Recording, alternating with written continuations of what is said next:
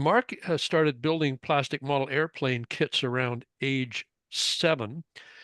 And there's a big jump here. There's just a space here between this sentence and the next sentence. And the next sentence starts during his mid 30s. So there's about a 23-year gap here.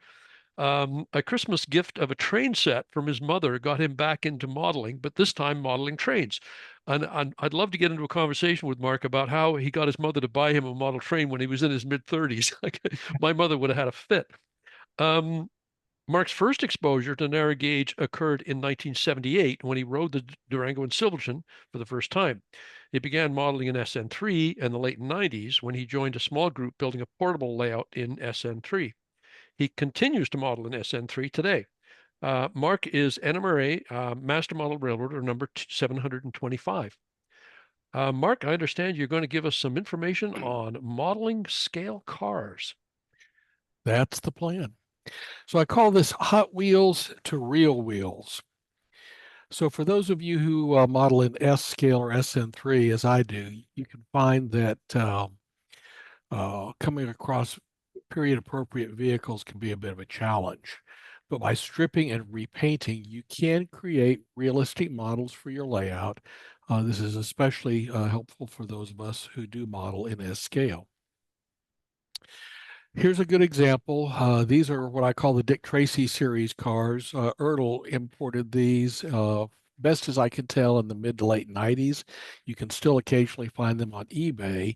But this is an example of a white metal car. It was imported out of China, and it's got the makings of a good vehicle, except for all the paint. So we're going to talk about what to do to take this and turn it into something like this. So here's another, the black and white sheriff's vehicle is another, the Dick Tracy series cars. And the red and black vehicle is the after version, or what you can turn that into. So let's get started. The challenge remains to finding time period appropriate model cars. Again, search eBay for the Dick Tracy series. You can also look for M2 Authentics, Greenlight, and other importers may be a source for period appropriate cars. Go to Diecast Direct is a great source of imported vehicles. Something that's new that we've been toying with is Toys in the Attic 3D printed vehicles. They've got a nice selection of pre-war 3D printed cars in a variety of scales that are available. As you do this, you want to do a little research. So I talk about prototype resources. For those of you going to St. Louis, of course, the National Museum of Transportation over in Kirkwood not only has a great collection of rail equipment, but they have a nice auto collection. And that is inside and in the air conditioning. So if we're there the first week of September and you're looking for a little respite from the heat, go visit the car collection there at the National Museum of Transportation. It's over on the west side of St. Louis County. Another source, it just so happens my youngest daughter has moved to Reno, and recently we were there and visited the National Automobile Museum there in Reno. Interestingly, this is the old Harrah's Casino auto collection, or what's left of it. Some of you may remember that the owner of Harrah's had a huge car collection. Much of that was liquidated when the gentleman passed, but a good bit of that still resides there in this National Automobile Museum there in downtown Reno. Another location, if you happen to be in Gunnison at the Pioneer Village Museum, the home of 268, they also have a nice collection of automobiles. And this is a great way to look for both paint schemes, wheel styles, wheel colors, just a variety of information to help you improve the cars that we're going to be working on. And of course, for those who were in Tacoma several years ago and maybe going back for the NMRA 2027 convention, the LeMay America's Car Collection there in downtown Tacoma is another great car museum. And of course, there's car museums all over the United States. So these are just a handful of the ones that I'm aware of. But, you know, with all of us having our phones, it's easy to go and see what's going on. A good example recently, I was in Montrose, Colorado, And my wife and I were going up to the cemetery to visit her family's graveside. And on the way, we saw a sign that said car show today. This was on a Saturday. So after we uh, finished our business at the cemetery, we went back to the car show, and there were a variety of older vehicles. I snapped pictures, and this Woody was one that caught my attention because I've actually done a model of this vehicle. I made some modifications to it. Uh, so one of the things you want to be thinking about as you look to strip and repaint some of these cars is what color are you going to paint it? The wheel style, this is a challenge trying to find a period appropriate wheels because a lot of the models that came in, the Johnny Lightning, Ertl cars don't have what I'll call prototypically appropriate wheels. So this is an issue to think about. Also, you want to think about painting the wheels to match the body color. And then the last thing is roof panels. We actually got into a conversation about this. You'll notice that some of what I'm going to call the pre-mid 30s cars actually had black roof panels on it. And Jerry did a little research for us and found out that that was because the steel manufacturing at the time did not allow for a full roof panel. And so they had basically these black panels that went on the roofs of cars. Of course, you can get onto the internet and find your prototypically appropriate colors. This is if I recall correctly, a Ford color chart from 1938. And it's interesting to note the dark shades of colors. The only thing that's anything of any kind of bright is this birch yellow, which looks kind of orange to me, but for the most part, it shows the dark colors that were very appropriate or very typical of the pre-World War II time period. And so when you're thinking about that, you want to look for those combinations. Supplies, as we get started, you want safety glasses because part of this process is kind of nasty. Similar for the same reasons, you want good heavy nitrile gloves to protect your hands. You want a bottle of liquid plumber. I have learned from the model car and model airplane guys that that can be used to remove the chrome plating that is oftentimes applied to plastic parts. Then to remove the paint, you can go to your big box and find a bottle of Jasco Premium Paint and Epoxy Remover to strip the paint. Get a disposable chip brush, something cheap and expensive you can throw away. Toothpicks and toothbrushes to help clean off the paint that sticks in the little nooks and crannies of the casting. And then as you begin to repaint, I like the Tamiya brand of paint, so I use their Rattle Can Fine Surface Primer. Oftentimes I'll use one of their Rattle Can colors. Of course, you can also airbrush the bottles if there's a particular color that you're after. But these Tamiya products, I enjoy, and I can usually get these at my local hobby town here in the Dallas area. Can also use the Tamiya panel line enamel, use this for detailing, and I'll show you a little bit about that later on. And of course, Tamiya makes a great line of tape for masking areas. They've got 6, 10, 18 millimeter thicknesses, and also 1 and 2 millimeter thicknesses. Just a quick aside, I recently built or painted some SN3 passenger cars that I purchased for Bride Trains at the SN3 Symposium, and having a variety of these masking tape widths came in real handy as I worked on those cars. So again, prototype cars. I was at a local burger place, one day, and this, I assume it's a Model A, was sitting out front. So I grabbed a quick picture of it just to see the color, the two-tone paint scheme, the wheels, the wire wheels, the colors, just so I had something to use to kind of inspire me when I was working on actual models. Here's a vehicle that Pete Smith actually took this photo. This was up in uh, near wherever the Georgetown Loop is. We had been there for the SN3 symposium a couple of years ago. But anytime you see a vehicle that you think you might be interested in modeling, you want to grab a picture of it or two or three if you can from all angles. So the first step in working on these cars is you've got to take them apart. Now, typically, these white metal cars from China, the frame is assembled with a pop rivet that's part of the body casting. So turn the vehicle over. You can either use a drill bit, some sort of grinding stone and a Dremel. If you've got a drill press, you can use that, but just something to grind out that pop rivet so that you can disassemble the entire car. That's the starting point for this process. Here is this Woody that is now disassembled. And if you look in the upper right, you'll see the plastic uh, clear glass that I took out, the base frame, the interior seat portion.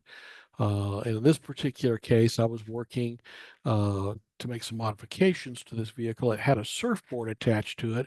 Well, I've never seen a surfboard in Durango, Colorado, so I thought that needed to come off. So I popped that out. You can see the holes that remained there in the roof of the car.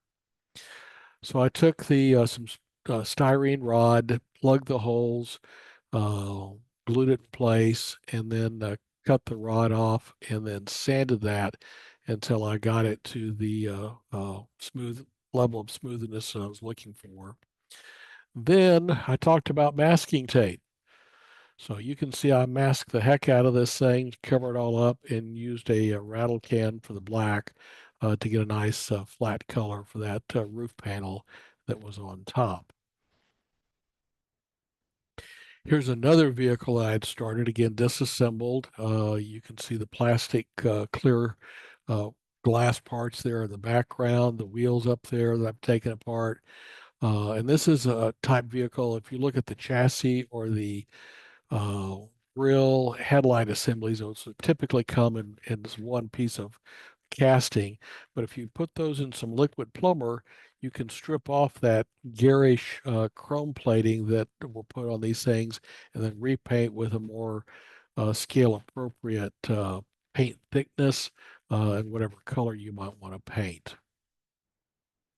So here's a vehicle that has been taken apart. Notice too on the chassis over on the left-hand side of the image, I've taken the wheels off, and there's actually little wheel inserts that give me the what I'll call the hubcap or the wheel part, and that allowed me to repaint those items as I was taking this car apart and putting it back together. And of course, here's that Dick Tracy car that I've taken apart. Pretty simple process. Once you drill out those pop rivets. So I come out to the garage, and at the time, I hadn't really thought this through. I just took an old 2x4, set the castings on the 2x4, and thought I could use that as a base as I put these epoxy and strip paint remover onto these things. If I had to do it over again today with the suggestion of some of the guys on the committee, I'd probably use a Pyrex dish and put one of these castings into that. But that's one of those, I'll do better next time. So here I'm pouring some of the stripper onto the little chip brush. Notice the gloves that I'm wearing. And you'll see in a subsequent photo, I am wearing safety glasses. Pour that on there, and then I was applying the stripper to the casting. Here I've got that one of the castings in my left hand and putting the stripper on it. These things get real slippery if you're holding them in these gloves. That epoxy remover is really slippery stuff, and so you've got to be very careful of your grip. And then you can see I got a little frustrated, said, heck with this. So I just started pouring the stuff on the casting, um, and then using the brush to move the epoxy remover around until the paint began to lift off of the casting. Also notice I am wearing safety glasses along with the gloves because the stuff I'm using is pretty nasty stuff. Well, that's interesting. Why are we frozen here? Click right on the slide, Mark. Look on the slide. Yeah, Nope, try that. that's not doing it. Hmm, that's interesting. Yep. Try the page down. Okay, there we go. Got it to work. So again, another image of the working with the castings and taking the paint off. Well, then after you've got them all cleaned up, you've got to put a coat of primer on them. Initially, with this, the cars I was working on at the time I shot these images, I put some black paint on them. You can see I've actually put the chassis back underneath them just to get a sense of it. But I didn't care for the black paint, so I redid it with the Tamiya-fying gray surface primer. And for me, in my eye, it was a lot easier to work with the cars with this lighter colored primer. But you can see a lot more detail in the casting. It's one of the things that, you know, when you strip off that thick paint that is put on at the factory, the castings really do have some nice detail to them. And so if you can get down to that level and put some more scale appropriate thickness of paint on it, you can make some pretty nice cars. Now, in this case, the vehicle had some plastic tail lights on it. I broke one of them off, and so I just took the other one out. I plugged the hole with some styrene and body filler, sanded it smooth, and then decided to make my own. So I took some styrene rod, rounded off the end, drilled a hole, put a piece of brass into it, and used that to make my own tail lights. Now, you know, I don't know whether those taillights are prototypically accurate for that car, but most of the guys visiting my layout will never, ever know. And so it's one of those, you know, I won't tell the secret if you won't tell the secret. So here's a photo from that car show in Montrose. You see that Woody that I took a picture of earlier. And here on the upper left are cars that I have finished. So if you look at the Woody there on the left, you see I've got the black roof that's all redone. The rear, the spare tire had some paint, some lettering on it that I didn't like. So I sanded that, repainted the spare tire, painted the hubcap silver and stuck that back on the end of it. And then moving to the right, you can see the back end where I've touched up the tail lights. I usually apply a little silver and then come back with some Tamiya clear red to get that tail light effect. I've also painted the running boards on that vehicle. And then you can see the black roof on the middle car, the red car. That's where you mask around and get all that done. And then on the vehicle on the very right, you can see the trunk lid, the little lever there that I've touched up with just a little silver paint. Oftentimes I'll use a toothpick to get that paint on there as opposed to a brush. I find I have better control if I use the tip of a toothpick to apply paint for that kind of stuff. So let's turn the cars around. Again, working left to right. So on the Woody, I've actually used some of the Tamiya panel liner there in the grill work. Take some of that and apply it into the recesses to create the shadow lines. And as you look at the other three cars, you can see I've done the same thing to the grill work on all three cars. The headlights have all been painted white to simulate a headlight. The grill work has been repainted silver. You know, I had to mask around that, put the silver on it, and then come back with the Tamiya panel line panel liner to create the shadow effects on those areas. So here's the little Dick Tracy car that was originally black and white. You can see I painted the wheels. I left the axles as is. I just didn't want to fool with that. Next time I might try to put a piece of styrene over the end of that.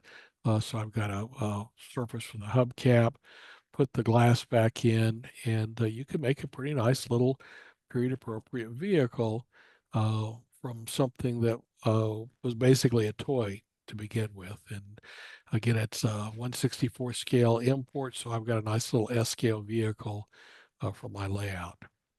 Here's another panel van that I had done previously. Another little detail we've added is uh, license plate. It's just one of those little details that you can add. This vehicle's actually had a little weathering applied to it. That's another topic of conversation. But you can make some really nice little vehicles. This was probably a John Deere panel truck, and I stripped all that paint off, painted it green, and put the running boards and the fenders black, and then put the license plate on it. Now, this is a vehicle that I did not repaint, but I did take it apart so I could get the clear glass out, and then I just used some dull coat, probably some Star Brand flat, to flatten the paint.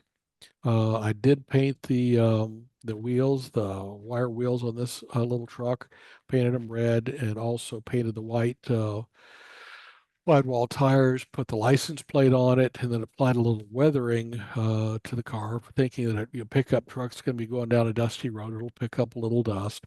But otherwise, I used the factory paint on this particular model because it was fine for my purposes.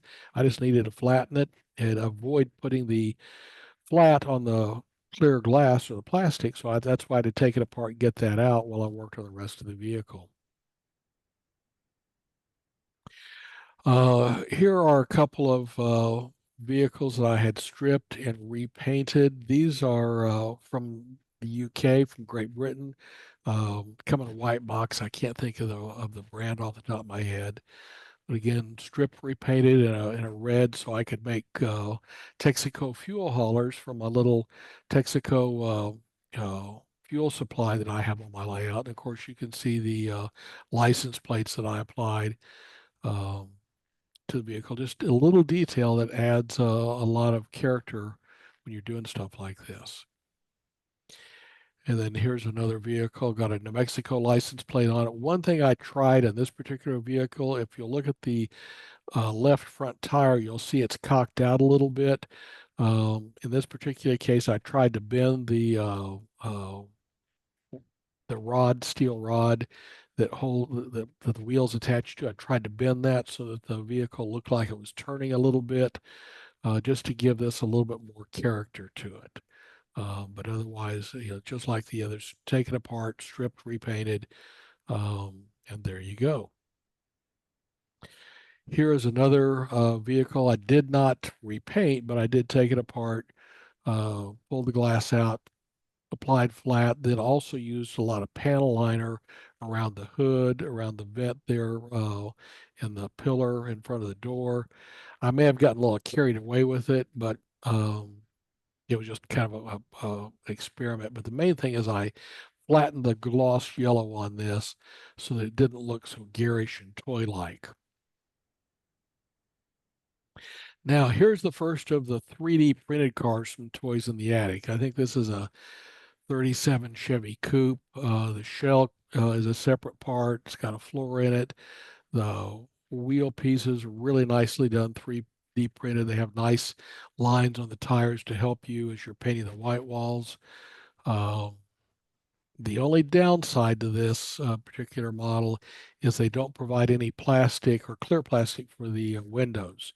So I used some testers, clear cement, um, to put in windows. It's one of those, it's acceptable, but you can tell from the reflection in the glass, it's not that nice flat finish. I'm not sure I'll do that again. But there you go. That's a nice 3D printed shell, and again, it gives me a period appropriate vehicle for my layout. Here's the back side of that car. Again, you can see the red tail lights where I put the silver covered by the, to me, a clear red on top of that. Another of the toys in the attic, 30s version Ford flatbed. Uh, in this particular case, the wood on the flatbed, uh, I applied a wash of probably burnt umber oil paint that was thinned with some turpenoid on top of a lighter yellow to get that red shade. The wheels in this thing, I started by spraying them green um, because of the wheels, and then came back with a brush and brush painted the tires using a rubber color out of the Tamiya line. Fortunately, the grill and the headlight was a separate piece, so I was able to mask that off and keep that as a separate painting. Then I've got the a black roof on it, as was typical of the vehicles of that time period. And again, a prototype. I happened to be when I was in Colorado this summer. My wife and I were driving from Delta up to to Marble, Colorado, to visit the quarry. And as we passed through one of the towns, I want to say it was Somerset, there was a little Texaco gas station that had been restored, and this fuel uh, tank truck was sitting out. So we stopped and took a few pictures of the pumps and the tanks, just to add to my collection of prototype photos. And of course, here's the Toys in the Attic 3D version of that type vehicle. Um, there's still some work to do on it. I need to put some signage on it. I may take some clear sheet styrene to put a windshield in it. If you notice, I have added the panel liner to the uh, grill there on the side, and also added a little panel liner around the hubs on the wheels. But makes a nice little vehicle, and I highly recommend Toys in the Attic for vehicles, 3D printed vehicles at any scale. So the challenges, again, finding time period appropriate tires and wheels, particularly if you're using the white metal vehicles out of China. A lot of those come with wide tires, and sometimes I'll have, mag wheels or something that'd be more appropriate to the 50s and 60s. And then just finding a wider variety of pre-war vehicles that may be solved somewhat with 3D printing. But when you go to 3D printing, you've got to figure out how to deal with the lack of window glass in them. And of course, finding period appropriate license plates. Several years ago, I was doing, work on the internet, found a place that made license plates. I could order states and years. It was a limited selection, but I ordered a couple of sheets and I've used those. And then the question of weathering. If you go to a museum and you look at a car, the car's all nice and shiny, and uh, if that's a museum car, then the question is, as a car for our layout, does it need to be, weathered and covered with dust? What's appropriate? The conversation we had as we were doing the dry run is, if the vehicle is out on the farm, it probably is collecting a lot of dust. On the other hand, if you have what I call a Sunday go to meeting church vehicle, it might have stayed in the garage and be a little cleaner and a little nicer. So those are the things to think about as you're doing this kind of work. Um, just various considerations. And if anybody has thoughts about finding vehicles, the glass, license plates, or weathering, I'm all ears. So that's all, folks. That's the presentation. I'm going to stop the share, and Jerry, if there's any questions, we can entertain those. Thanks, Mark. Yeah, there were some great comments. Jim Carran dropped off an interesting information about some research. Consumer Guide printed a really good series of books on the 30s and 40s autos entitled Cars of the 30s and Cars of the 40s. They have them by decade going through the 60s. There are Really? several editions that all have a little different information and photos. They do have pretty good info on colors and body style changes, so that's interesting. Unfortunately, they did not do one on the 20s. Dave Burrows points out that Tamiya spray paints are no longer available in Canada because, I suppose, because of the chemical content. Retailers are allowed to sell existing stock, but no new inventory is being imported into Canada. Having just sprayed a model with some Tamiya spray paint, I can understand why it was banned. I was hacking and coughing for 3 days.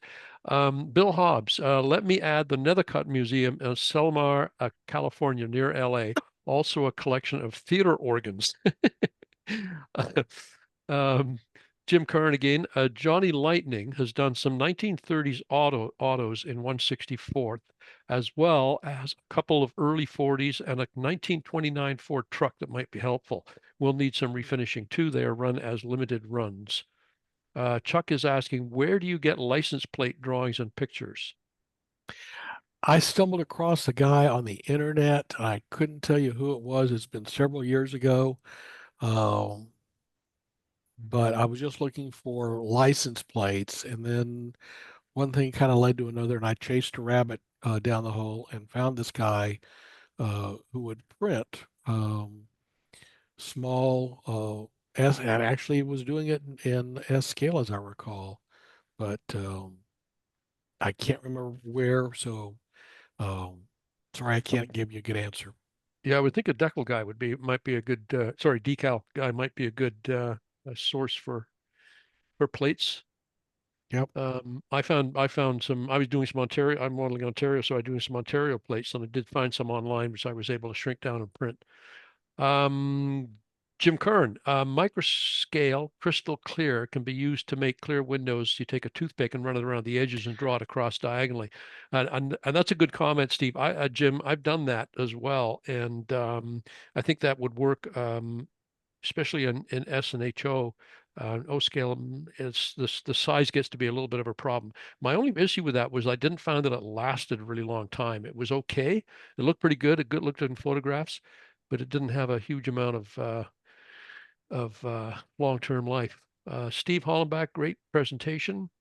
Jake Swaney, did you custom mix paints and airbrush the models? No, I did not. I stuck with off the shelf colors. Uh, I guess if you really wanted to get prototypically accurate, you could custom mix, but that was at that point that was a bridge too far for me to cross. I don't blame you.